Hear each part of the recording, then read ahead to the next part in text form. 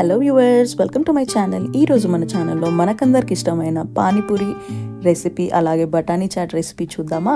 దీనికోసం ముందుగా మనం తెల్ల బఠానీలని 4-5 గంటలు నానబెట్టుకున్న తర్వాత ఆ బఠానీని 2 ఆలుగడ్డల్ని కుక్కర్లో వేసేసుకొని కొద్దిగా పసుపు కొద్దిగా ఉప్పు వేసేసుకొని 5-6 విజిల్ వచ్చేంత వరకు ఉడకబెట్టుకొని పక్కన ఉంచుకోవాలి. ఇప్పుడు చాట్ తయారీ విధానం కోసం కడాయి వేడి చేసుకొని కడాయిలో నూనె పోసేసుకొని నూనె వేడైన తర్వాత ఒక ఉల్లిగడ్డని చిన్న ముక్కలుగా కట్ చేసుకొని అలాగే 4-5 పచ్చిమిర్చిని అలాగే ఒక టమాటాని చిన్న ముక్కలుగా కట్ చేసుకొని వేసేసుకొని ఫ్రై చేసుకున్న తర్వాత 1/2 టేబుల్ స్పూన్ పసుపు, 1 టేబుల్ స్పూన్ కారం, 1 టేబుల్ స్పూన్ ఉప్పు, 1/2 టేబుల్ స్పూన్ ధనియా పౌడర్, 1/2 టేబుల్ స్పూన్ జీరా పౌడర్, 1/2 టేబుల్ స్పూన్ అల్లం వెల్లుల్లి పేస్ట్ వేసేసుకొని కలిపేసుకొని 2 నిమిషాలు ఫ్రై చేసుకోవాలి.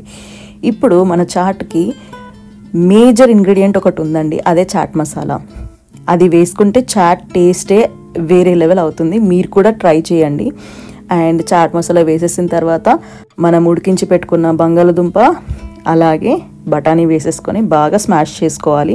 పానీపూరి బండి దగ్గర వాడు ఎలా స్మాష్ చేస్తారు అలా మనం స్మాష్ చేసుకోవాలి. అలా కుదరకపోతే పప్పు గుత్తితో చేసేసుకొని చివరిగా కొద్దిగా కొత్తిమీర కొద్దిగా నిమ్మరసం వేసేసుకొని కలిపేసుకొని దించేసుకుంటే మన చాట్ బఠానీ చాట్ రెడీ అయిపోయింది.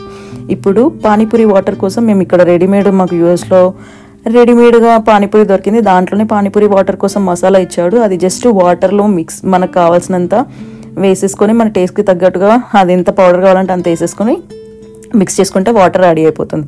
ఇప్పుడు పానీపూరి కోసం ఆల్రెడీ రెడీమేడ్ పానీపూరి ఉంది, దాన్ని డీప్ ఫ్రై పాపడల్లాగా డీప్ ఫ్రై చేసేసుకుంటే పానీపూరి రెడీ అయిపోయింది. అంతేనండి, ఎంత రుచికరమైన బఠానీ చాట్ పానీపూరి రెడీ అయిపోయింది. మీరు కూడా నేను చెప్పిన విధానంలో ట్రై చేసి టేస్ట్ ఎలా కుదిరిందో నాకు కామెంట్స్లో చెప్పండి. అంతవరకు వెయిట్ చేస్తూ ఉంటాను. వీడియో నచ్చితే please like, share and subscribe. Until then bye.